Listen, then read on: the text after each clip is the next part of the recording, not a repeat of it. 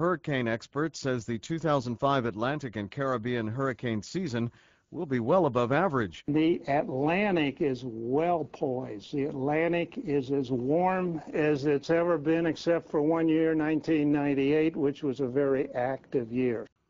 Hurricane Dennis is one of the strongest storms to form this early in the hurricane season. The storm is a dangerous Category 4 hurricane on a scale of 1 to 5, with winds higher than 200 kilometers an hour. Hurricane Katrina, during stages out over the Gulf of Mexico, got up to Category 5 strength. So it builds up the storm surge, relative to the strength it is at that specific moment. It actually made landfall as a Cat 3, but it still was packing that Cat 5 storm surge along with it. Hurricane Katrina cut a deadly path across Louisiana, Mississippi, and Alabama as it came ashore Monday morning. Whole coastal communities were wiped out.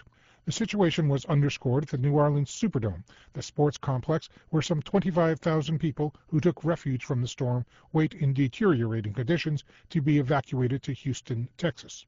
As New Orleans worked to recover from Katrina, about 200,000 people in southern Florida were ordered or encouraged to evacuate because of a storm named Rita.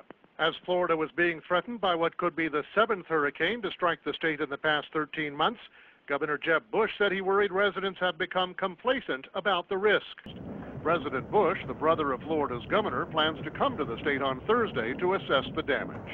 Forecasters say Rita has become an extremely dangerous hurricane. The National Hurricane Center says the environment favors further strengthening. That means Rita could make landfall with the same intensity as Hurricane Katrina, which devastated portions of the Gulf Coast last month and left at least 1,000 people dead. The whole issue of increasing hurricane intensity is rather frightening, especially for people who live in coastal regions. I mean, they're facing a threat not only from the winds, but enhanced precipitation. And if global warming is a main factor, then we're also facing the additional whammy of a sea level rise. So this makes our coastal regions very, very vulnerable.